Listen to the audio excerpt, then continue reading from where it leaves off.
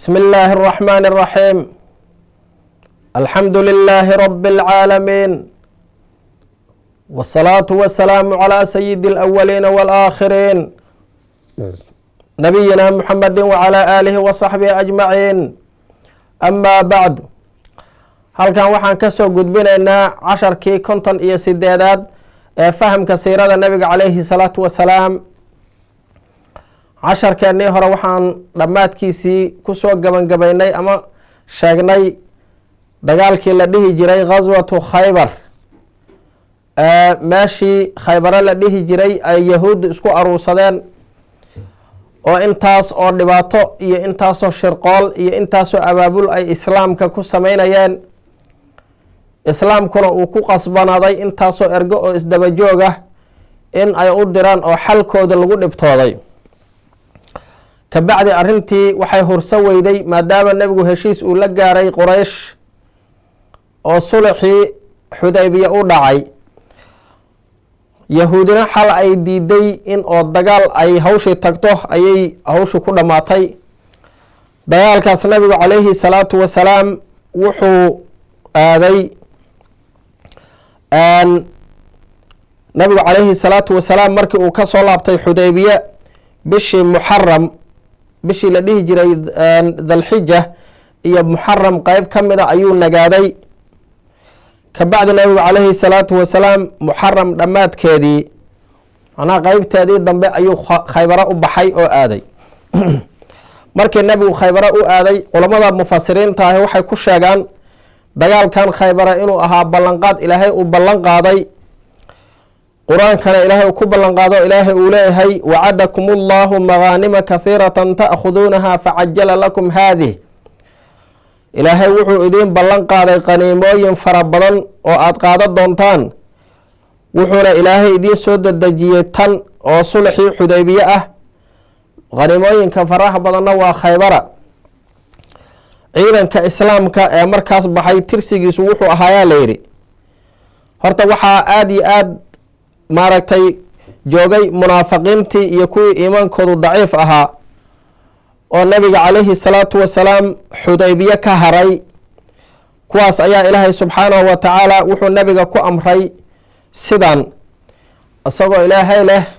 sayaquulu lmukhallafuuna ida inطalaqtum ilaa magaanim lita'khuduuha daruuna natabickum yuriiduuna an yubadiluu kalaama allah qul lan tattabicuuna kadalikum qaala allahu min qabl fasayaquuluuna bal taxsuduunana bal kaanuu laa yafqahuuna ilaa qaliila.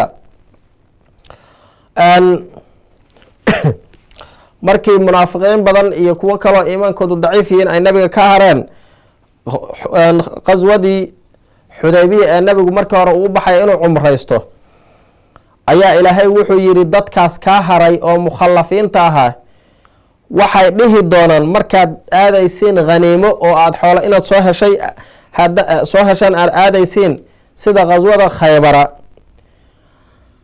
ayaan idin raaci doonaa, yacni khaniimadaas aada soo qaadanaysaan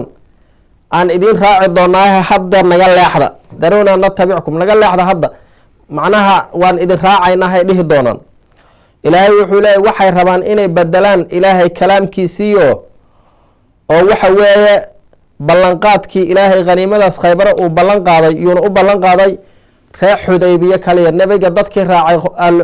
xudaybiya kaliyaa ilaahay u ballan qaaday. waxaa ku tiraahdaa nebi allow nama raacaysaan, sidaas ayaa ilaahay hore u yiri, inta aanan soo laabana ilaahay saas hore u yiri dheh. waxay dhihi doonaan u yiri ilaahay waad naxasdaysaanoo waxa weeye inaanan khaniimadaas idinla helin ayaad rabtaan, waad naxasdaysaan. ilaahay wuxuu yiri waxa weeye ayagu waxay ahayn kuwo aan wax fahmayno diinka aan fahmayn ilaa wax yaroo ayaga ka mid a ma ahan. marka nabigu calayhi salaatu wasalaam markii uu doonay inuu baxo khaybaro aado ayuu wuxuu dadka ogeysiiyey anlaa yakhruja macahu ilaa raaqibun fi ljihaad, inuusan nabiga raacin qof aan jihaad rabin, qof jihaad kaliya jecel ee aan adduunyo kala danka lahayn kaliya ay raaci kara u yiri. waxaa raacay marka nabiga calayhi salaatu wasalaam asxaabu shajara, raggii geedii hoosteeda nabiga kula mubaayacooday oo 1400 ah markii laga celiyey nabiga calayhi salaatu wasalaam cumradii ee xudaybiye meesheedii sulci ka dhacay laqad radiya allaahu can ilmu'miniina id yubaayicuunaka taxta shajara ilaahay mu'miniinta ayuu ka raalli noqday markii ay axdiga iyo ballanta kula galayeen geedi hoosteeda kuwaas ayaa raacay nabiga calayhi salaatu wasalaam madiinana nebigu wuxuu madax uga dhigo amiir uga sii dhigay asxaabigii la dhihi jiray sibaac binu curfudata alkhifaari kabacdi nabigu calayhi salaatu wasalaam markii uu baxay ayaa waxaa yimid magaalada madiina abi hureyra asxaabigii la dhihi jiray isagoo markaa soo islaamay waa sanadii 7 wuxuu la kulmay sibaaca binu curfuda oo magaaladii madiina madax ka ah ayuu salaadii subax la kulmay markuu salaadii kasoo jeestayna sibaaco ayuu u tagay sahay ayuuna siiyey iyo wuxuu sahay u qaato ilaa uu rasuulka calayhi salaatu wasalaam uu u tegey oo khaybaro uga daba tegay nabigu calayhi salaatu wasalaam muslimiinta ayuuna la hadlay iyo asxaabtiisii abi hureyre inay la wadaajiyaan sahmisiintii iyo wixii ay heleen munaafiqiinta ayaa marka waxay sameeyeen markii nabigu u baxay calayhi salaatu wasalaam oo khaybaro u aaday ayay waxay dabadhilifnimad iyo waxay bilaabeen inay basaasaan oo islaamka inay jaasuusaan oo ay warka kasii hormariyaan munaafiqiinta ra-iiskii munaafiqiinta cabdullaahi binu ubay binu salool ayaa yahuud fariin u diray oo wuxuu yihi maxamed ninka leeraa wuu idin soo aaday xaggiina usoo jihaystay ee digtoonaada hana ka cabsanina tiradiina iyo tayadiina ka badan maxamed iyo waxa u wataana waa koox yaruu yidhi oo gacno maranoo hub wadan hub yar ayay wataanu yidhi ha cabsanina markii oo ree bani qurayda ree ahlu khaybara yahuuddii khaybara warkaas soo gaaray ayaa waxay direen ninkii la dhihi jiray kinaana ibnu abilxuqeyq iyo hawda binu qays ayay u direen labadaas nin ay soo direen oo waxay u direen qabiilkii la dhihi jiray khatafaan ayagoo gurmad ka dalbaya iyo taakulo maxaa yeelay isbahaysi ayay lahaayeen waana markastana waxay isu kaasho jireen muslimiinta dhibkooda marka ree khatafaan ayaa waxay ku shardiyeen haddii aan guulaysano muslimiinta ka adkaano in timirta khaybaro aad kala barna sii doontaan kabacdi nabigu calayhi salaatu wasalaam waa uu socday isagoo khaybaro u socdo meel dhexa ayuu degay nabigu calayhi salaatu wasalaam markii uu meeshii dhexa degay nabiga calayhi salaatu wasalaam meeshaas asaga iyo reer bani khatafaan nimanka leeraana waxay isu jireen habeen iyo maalin intii la isu socdo khatafaan ayaa soo diyaar garowday ayagoo khaybaro u socda si ay yahuudda gurmad u gaarsiiyaan meel dhexa markii ay marayaan ayay gadaashooda waxay ka maqleen qaylo iyo sawaxan markaas ayay waxay u maleeyeen in muslimiintu ay soo weerareen dadkoodii iyo guryihii ay kasoo tageen in muslimiintu soo weerareen iyo xoolahoodii markaas ayay ilaabteen waxayna yidhaaheen nabi maxamed iyo khaybaro waa iskaga dhex baxnay annagaaba khatar ku jirna ilaahay ayaa jabiyey kabacdi nabigu wuxuu yeeray calayhi salaatu wasalaam 2 nin oo asxaabtiisa oo daliileyn ahoo macnaha wadada tusinaya daliil waa qofka wadada yaqaana labadooda mid wuxuu ahaa xusayl ninkii la dhihi jiray si wadada fiican uu u tusiyo wadada ugu dhow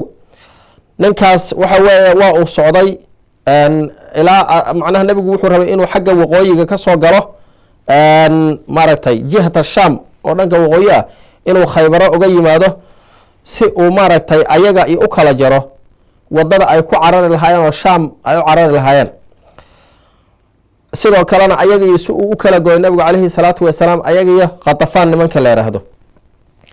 marka midkood ayaa wuxuu yihi rasuulka ilaahayow aniga ayaa ku tusaya wadada waa ay socdeen ilaa ay gaareen asxaabta iyo rasuulka iyo ninkii daliilka ahaa wadooyin badan oo kala leexda dhowr wado markii ay gaareen wuxuu yihi rasuulka ilaahayow wadooyinkan dhammaantood waa ayna gaarsiinayaan meesha aan u soconno markaasuu nabigu wuxuu yihi calayhi salaatu wasalaam magacyadooda xabad xabad iigu sheeg markaasuu wuxuu yihi mid magaciisa waxaa la yidhaha xasan macnaha kii adkaa wey nabigu wuxuu yihi calayhi salaatu wasalaam ma qaadayno yihi wax adag oo macnaha magaca ma ogtay laftigiisu waxa weeye khayr magac qurxoon shareecadu markastana amartay in ilmaha loola baxo tafaa'ul iyo saad fiicana ku jira waa soo marnay markii suhayl uu nabigu u yimid calayhi salaatu wasalaam xudaybiya in nabigu uu yiri sahala lakum amrakum arrintiinu idin fuday maxaa magacaas waa magac fudayd tusina nabigu ma rabi inuu yiri magac kaloo sheego wuxuu yiri wadadan kalena waxaa la yiraahdaa shaash markaasuu nabigu wuxuu yiri calayhi salaatu wasalaam kaasna ma qaadayno magac kaloo sheego wadadan kalena waxaa la yiraahdaa xaatib markaasuu yiri nabigu calayhi salaatu wasalaam taasna ma qaadayno xusayl ayaa marka wuxuu yiri rasuulka ilaahi hal wadaa harta markaasuu yiri magaceedu maxay tahay markaasuu yiri marxab waa macnaha soo dhaweyn markaasuu nabigu wuxuu yiri calayhi salaatu wasalaam tanaan qaadayna marxabtaas marka waa la socday wadadii intii lagu sii jiray Salama bin al-Akwac wuxuu leeyahay waan baxnay nabiga calayhi salaatu wasalaam habeen ayaan soconay yiri habeen dhan annagoo Khaybara u soconna nin oo dadkii ka mid ah ayaa Caamir oo maaragtay Salama adeerkiis u ahaa ayaa wuxuu ku yiri wuxuuna ahaa Caamir nin gabya ah yaa Caamir alaa tusmicuna min hunayhatik miyaadan na maqashiinayno qalbigaaga waxa ku jiro shicirkaas iyo maada wax naga maqashiinayn Caamirna nin gabya u ahaa markaasuu bilaabay inuu gabyo oo wuxuu akhriyay Allahumma lawla anta mahtadayna wala tasaddaqna wala sallayna faghfir fidaa'an laka maqtafayna وثبت الأقدام إن لاقينا وألقيا سكينة علينا إنا إذا صيح بنا أبينا وبالسياح عولوا علينا شعر كاسو أخري دار مركز النبي مغلى عليه الصلاة والسلام مركز وحو يري يا واقفك هذا كان يري مركز اللي عامر بن الأكوع مركز يري النبي عليه الصلاة والسلام إلهي هون حريستو يري نندتك كم ذا وحو يري رسولك إلهي وواجبت الرحمة داس haddaad noogu raaxay lahayd laakiin waxaa la yaqaanay oo macnaha hadduu macnaha ninkaas uu noo sii joogi lahaa wey macnaha oo laakiin waxaa la yaqaan nabiga calayhi salaatu wasalaam mar dagaal iyadoo lagu jiro haddii qof gooni uu u duceeyo nabiga calayhi salaatu wasalaam inuu qofkaas waa shahiida waana dhaco ninkan asxaabiga waa imaan doonta qisadiisii sida u dhintay meesha la yidhaha saxba markii la marayo ee Khaybara u dhow ayaa nabigu calayhi salaatu wasalaam casirkii uu tukaday kabacdi wuxuu iskugu yeeray asxaabtu saahidii iyo cuntadii ay haysteen markaasa waxaa loo keenay cuntada leeraha sawiiq kaliya oo canyayuusa markaasaa nabiga calayhi salaatu wasalaam inta amray oo la qooyay ayay wixii yaraa cuneen dadkii markii ay cuneenna nabiga calayhi salaatu wasalaam asxaabtii maqribka ayuu tukaday nabigu markuu maqribka tukanayay waa u luqluqday asagii asxaabtiiba sidaa darteed waxaa muhiima dadku marka ay cunto cunaan inay luqluqdaan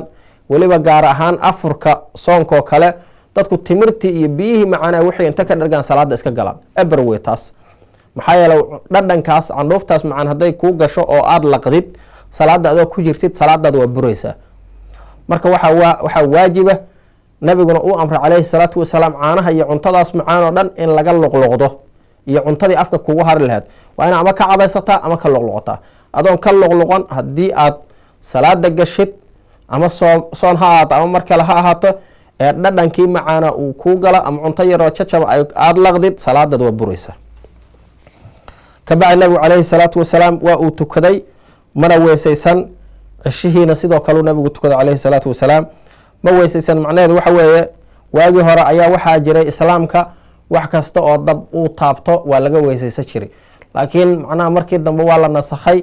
xadiid saxiixa ayaa soo aroortay wax kasta oo dab taabto inaysan weese burinayn xataa hilib geel inuusan weese burinayn xadiidka amrana waxaa culamada islaamka ku fasiran hilibka geela karkiisa iyo caraftiisa ayaa badan inuu qofku iska nadiifiyo maxaa yeelay weesada xagga luqada waxaa lagu yidhaha nadaafa marka hilib geel xataa weese ma buriyo maxaa yeelay wax kastoo dab taabtay markii dambe nabig wuxuu yihi calayhi salaatu wasalaam lagama weeseysanayo qisada saddexaad ee dhacday wadada intii lagu sii jiray nabigu calayhi salaatu wasalaam markuu Khaybara u dhawaaday ayuu istaagayay ciidankii markay istaageen ayuu nabigu duceeyay calayhi salaatu wasalaam ducadana ku duceeyay Allahumma rabba samaawaati sabci wama adlalna ilaaha todobada sama iska lahow iyo waxa ay hariyeen ilaah iska lahow wa rabba al-ardina sabci wama aqlalna todobada dhul iyo waxa ay sidaan ba Allah iska lahow wa rabba shayaatiina wama adlalna shayaadiinta iyo dadka ay baadiyeen Allah iska lahow wa rabba riyaahi wama adrayna dabaylaha iyo waxa ay kiciyaan Allah iska lahow fa inna nas'aluka khayra hadhihi alqarya ilaahu waxaan ku weydiisanaynaa magaaladan khayrkeeda tuuladan aan galayno oo Khaybar khayrkeedan ku weydiisanay wa khayra ahliha iyo dadkeeda khayrkooda wa khayra ma fiha iyo iyada waxa ku dhex jira khayrkooda wa na'uudu bika ilaahu waxaan ka magan galaynaa min shari hadihi alqarya magaaladan sharteeda wa shari ahliha dadkeeda shartooda wa shari maa fiiha iyo waxa ku dhex jira shartooda markaasuu nabigu wuxuu yihi calayhi salaatu wasalaam aqdimuu bismi illaah ilaahay magaciisa ku gala ciidanka marka calayhi salaatu wasalaam ciidanka nabiga calayhi salaatu wasalaam markii uu usoo dhowaaday madiino suurkeedii iyo meeshii xayndaab ku wareegsanaa magaalada leeraha khaybar xayndaabkeedii markay usoo dhowaadeen muslimiintu halkaas ayay ku hoydeen habeenkaas subaxdaas ayaana maaragtay dagaalkuna uu bilowday ayagoo yahuudi aan dareemayn oo aan xaaladda aysa ogeyn marka nabiga calayhi salaatu wasalaam dhaqankiisa waxaa ka mid ahaa haddii uu magaalo habeen yimaado uma soo dhowaa jirin oo dagaal kuma qaadi jirin ilaa uu waa bariisto markuu waagu baryo ayuu nabigu wuxuu dhegeysan jiray bal in aadaan ka yeera iyo midna nabiga calayhi salaatu wasalaam markii uu salaadii subax waqti hore tukaday waqtigii soo gashay uu tukaday ka hor lama ogolee ayaa islaamkii isdiyaariyeen oo ciidankii militarigii ay fardahoodii waxoodii ka horeysteen markaasaa dadkii reebaadiyihii khaybara ay soo baxeen ayagoo beerahoodii wuxuu u socdo dambiilahooda iyo badeeladooda iyo waxooda socda ay waxba ogeyn markay soo baxeen oo beerahoodii soo aadeen ayay waxaa arkeen ciidankii rasuulka calayhi salaatu wasalaam markaas ayay dib u careereen waxay yidhahan muxamadun wallaahi muxamadun waalkhamiis war allah ayaan ku dhaaranay waa muxamed iyo ciidankiisii yidhaaheen markaasay magaaladooda u carareen markaasaa nabigu wuxuu arkay calayhi salaatu wasalaam markuu arko wuxuu yihi allahu akbar kharibat khaybar allahu akbar kharibat khaybar inaa idaa nazalnaa bisaaxati qowmin fasaaa sabaaxu lmundariin wuxuu yihi nabigu calayhi salaatu wasalaam ilaahayaa weyn khaybar waa ay kharaawday ilaahayaa weyn khaybar waa ay kharaabtay annagu haddii aan qolo banaankood ama ardaagood ama fagaagood soo degno waxaa xumaaday dadkaas loo digay ama kuwa digayba oo mundiriinta ah waa berigooda ayaa xumaado dad loo soo galay wey dadkaas intaan gelin marka dagaalkii siduu u dhacay waxaa jiray dhufaysyo waaweyn oo khaybar ay lahayd magaalada khaybar dhufaysyo ad adag ayaa yahuuddu ka samaysatay maadaama ay shar u taagnaayeen weligood si aan loogu soo gelin ayay dhufaysyo xoog la samaysteen dhufaysyadeeda waxay u qeybsameen labo mid wuxuu ahaa meel waxay ahayn 5 dhufays oo xisnu naacim dhufays leeraa iyo xisnu sacb bin mucaad dhufays leeraa iyo xisnu qalcati zubayr dhufays leeraahdo iyo xisnu ubay dhufays leeraa iyo xisnu nizaar dhufays leeraa xisnu waa dhufays magaca kalena waa magaca dal lagu magacaabay saddexdaas hore waxa weeye waxay ku yaaleen goob leeraahdo nitaah labada kalena waxay ku yaaleen meel leeraahda shaqi qaybta labaad marka dhufaysyadaas kuwa ugu waaweyn oo halista ah oo dagaalka ugu talagaleen ahayd oo aan la mari karin qaybta labaad waxa weeye katiibah ayaa loo yaqaanay 3 dhufays ayaa ku taalay oo leeraahdo xisnulqamuus iyo xisnulwatiix iyo xisnu sulaalim 3 dhufays ayay ahayn khaybaro sidoo kale dhufaysyo kale iyo qalcooyin waaweyn oo saldhigyo waaweyn oo kale military ayay lahayd laakiin waxaasoo dhan kuwaan ma gaarayn kuwaana waxay ahayn kuwa ugu qatarsan dagaalkii nabiga calayhi salaatu wasalaam iyo ayaga dhex marana tan ugu horeyduu maaragtay wixii badnaa ay ka dhaceen waxa kale tan dambe badanaa inay isdhiibeen ayaa raajix ah dhufaysyadan dambe markii la isla soo galay ee 5tii hor laga soo furtay waa ay isdhiibeen marka ciidanka islaamka nabiga calayhi salaatu wasalaam markii uu khaybaro soo galay meel ayuu degay nabigu calayhi salaatu wasalaam meeshii markii uu degay waxaa nabiga u yimid xubaab binulmundir asxaabigii la dhihi jiray radia allaahu canhu markaas ayaa wuxuu yihi yaa rasuul allah ara-ayta hada almanzil anzalakahu allah am huwa ara'yu fi lxarb rasuulka ilaahi meeshaan aan degnay ka waran uu yihi ma ilaahayaa ku dejiyey mase waa yani ra'yi militariyo aan hadda qaab dagaal taatikadeen aan u degna miya markaasuu nabig wuxuu yihi calayhi salaatu wasalaam maya qaab dagaal wey maahan ilaahay ima amrin markaasuu wuxuu yihi rasuulka ilaahay ow ina hada almanzil qariibun jiddan min xisni natah meeshan aan degana horta dhufayskaas natah meesha leeraa dhufaysyadeeda ayuu u dhow yahay kow iyo ciidankii khaybaro oo yahuudi o dhana u dhowna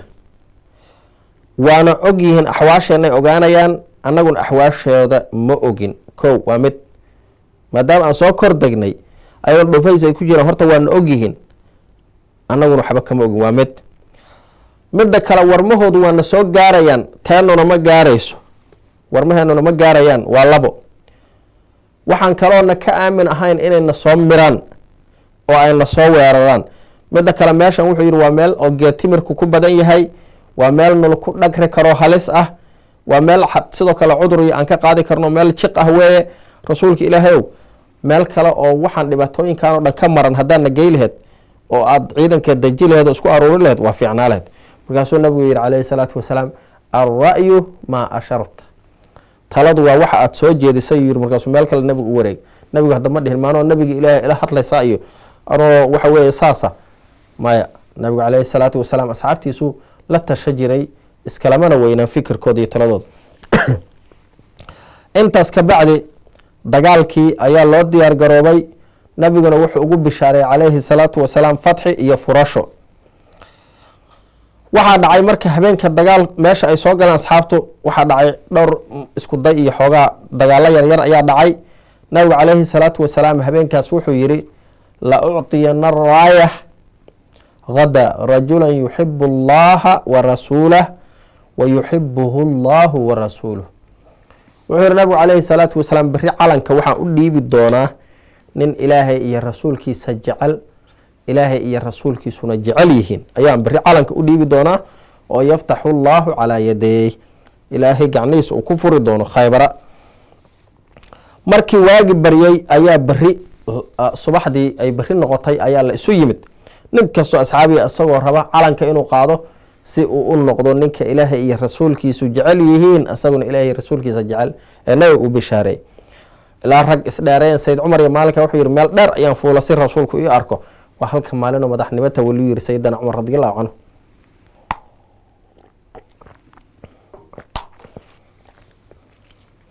ilaa waa madaxtinimo ilaahay iyo rasuulkiisa jacaylkiisa uu la socdo, maan madaxtinimo uu naftiisa u rabo. markii la isku yimid ayaa nabigu yihi calayhi salaatu wasalaam ayna caliyu bnu abi aalib, aawe cali binu abi aalib.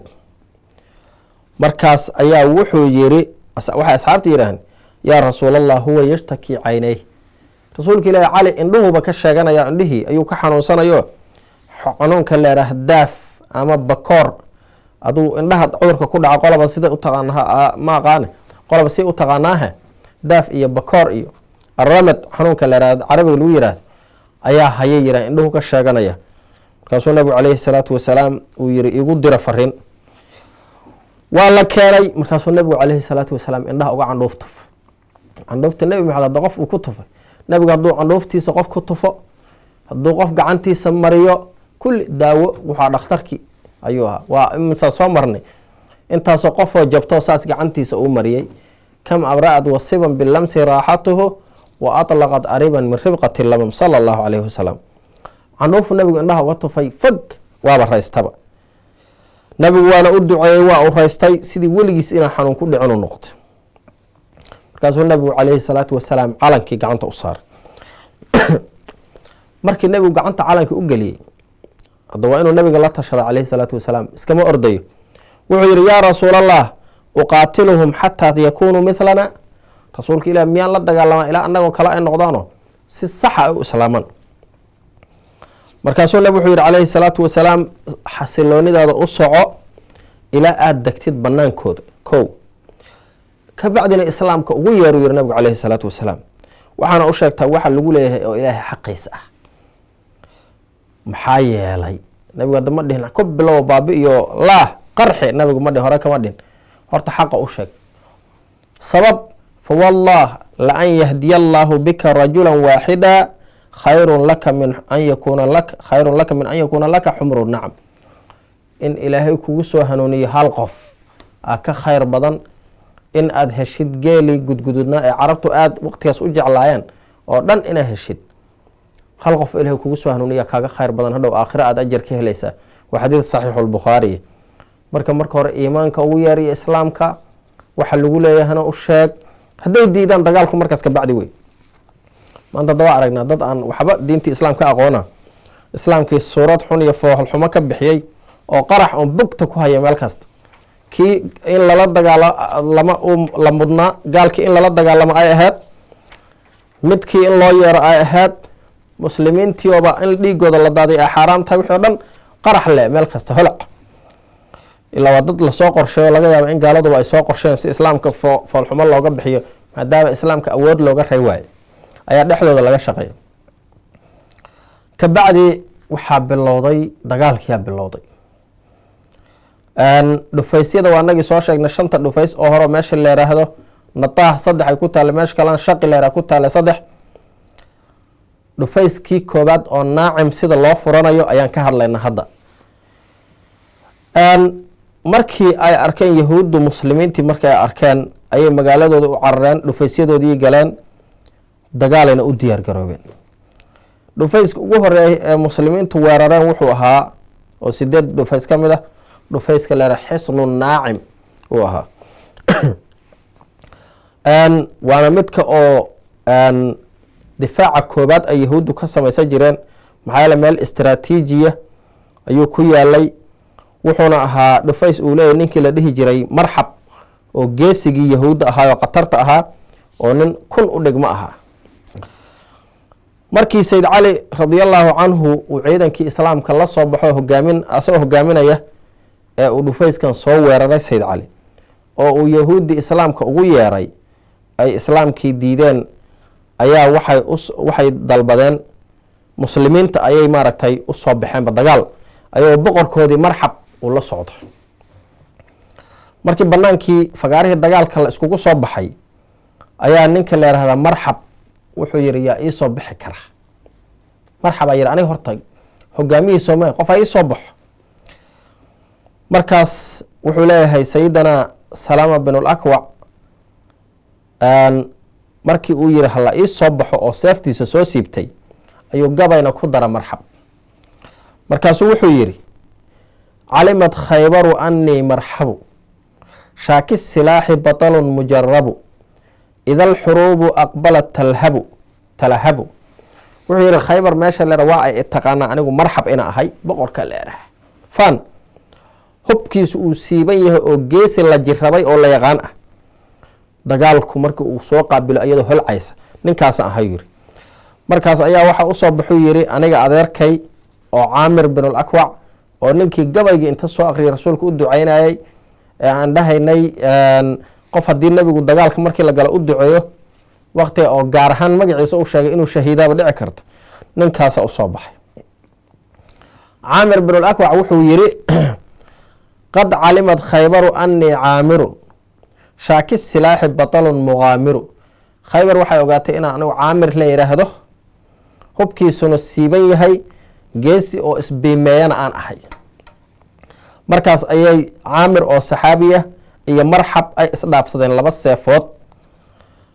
seeftii oo Marxab uu watay waxay ku dhacday gaashaankii uu watay Caamir oo asxaabiya. Caamir marka wuxuu damcay in uu seeftiisa uu hoos uga dhifto jilibka